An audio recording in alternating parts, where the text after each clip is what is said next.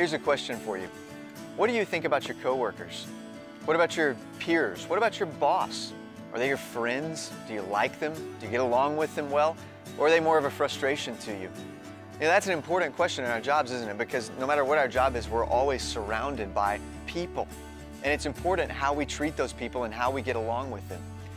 As Christians, we understand that seeing our jobs in the light of the gospel affects our relationships with the people around us. See, if you think of your job as an idol, if it's the main thing that you're pursuing in your life, if it's the main center of your worship, then you'll see the people around you as just obstacles to your own pursuit of success. Maybe you'll see your coworkers as people who want the same job that you want, the same promotion that you want. Maybe you'll even look at your boss and say, I want her job, or you'll look at your employees as people who are just not working hard enough to make you look good.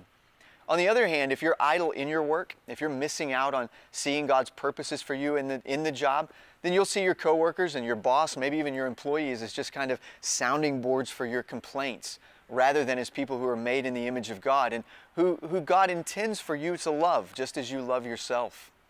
So how should we, if our lives are driven by the gospel, if we see our jobs in light of the gospel, how should we treat the people around us? How should we treat our coworkers? How should we treat our bosses?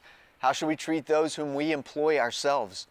Let me give you some advice on how maybe this idea of seeing your job in the light of the gospel should play out in your relationships with other people. For one thing, we as gospel workers ought to be happy to submit to authority. Authority is something that has a bad rap in our society. It's not something we like to think about, and it's certainly not something that we like to submit to. And yet, if we understand ourselves as workers for the King, then we understand ourselves also as people who should submit happily to authority, not bucket when it is good for us. Another way that the gospel affects our relationships with other people is that it ought to make us people who are not marked by complaint.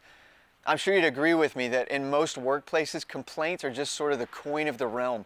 It's the way we talk to one another. We talk about how we don't like the work circumstances, or we don't like the boss, or we don't like the new policy.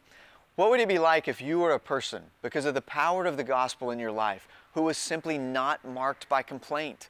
What if you were the kind of person who just did happily what the job required of you, even if you didn't think it was all that productive, but you did it simply because you're submitting happily to authority?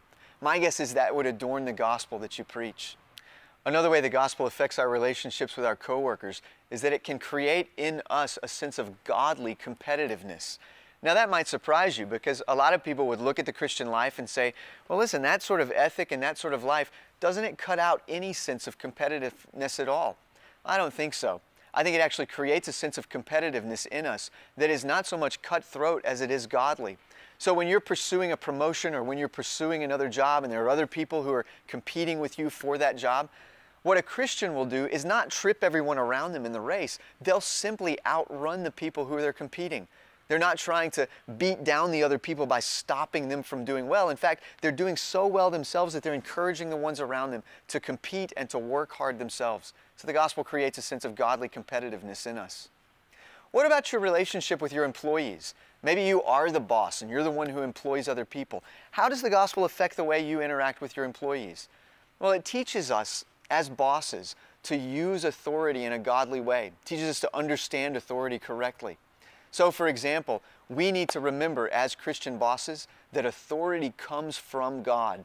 The authority that we have over our employees is not an authority that just comes from the company, and it's certainly not an authority that just comes from our own selves. No, if we have authority, it's because God has given that authority to us, and we're supposed to use that authority for the good of people around us. In that sense, we imitate Jesus, don't we, with our authority. Jesus had enormous authority.